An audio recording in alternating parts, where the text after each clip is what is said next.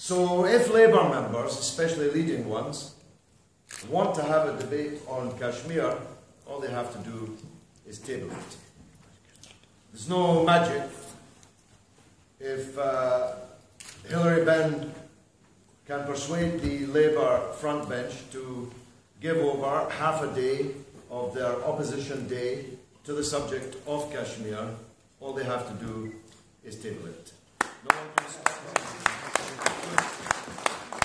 So it slightly irks me when I hear people who are in a position to have it debated in Parliament call for it to be debated in Parliament, as if you could make it happen in Parliament and they could not.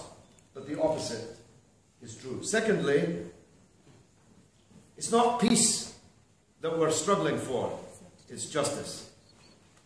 No justice, no peace. You see, India's in favour of peace in Kashmir. The Boers were in favour of peace in South Africa. Even the Israelis are in favour of peace in Palestine, but they're not ready to pay the price. They're not ready to pay the price of peace, which is justice. So we can't be disinterested observers here calling for peace, calling for negotiations like we haven't been calling for them these last 60 years on deaf ears. We have to make a stand for justice. There is no reward in this life for behaving in an unprincipled manner. There might be no short-term reward, but in the end and on the last day there will be a reward. So it falls to us to take a side. And we can't be on both sides. You can't be with the occupier and the occupied. You can't be with the oppressor and the oppressed. And I long ago took my stand with the oppressed in Kashmir as elsewhere. His Excellency, the High Commissioner, and I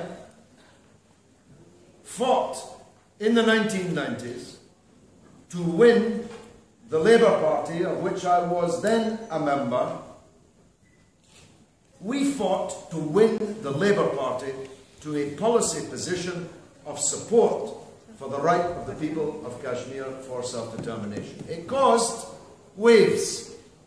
When Robin Cook went to the late, God rest his soul, Robin Cook went to India, there was a huge scandal about it because we had just persuaded the Labour Party conference to pass such a resolution. That resolution is still extant. No resolution has countermanded it. It is still the Labour Party's policy to demand self-determination for the people of Kashmir. And they need to be pushed to resurrect it, to dust it down. Because this story is littered with texts that gather dust and finally can no longer be seen.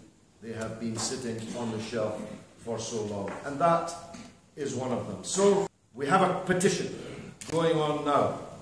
If that petition were to gain 100,000 signatures, it would automatically provoke a debate. Unfortunately, possibly not on the floor of the House, but in Westminster Hall, which is still technically Parliament, but doesn't quite have the same theatre. Now, 100,000 sounds daunting, but I was a part of an effort just recently to get 100,000 signatures and therefore a debate. Everybody has to get hundreds, if not thousands of people to sign it. And if you do, we'll have taken another step forward from this magnificent gathering here today. Wassalamu alaikum. Thank you.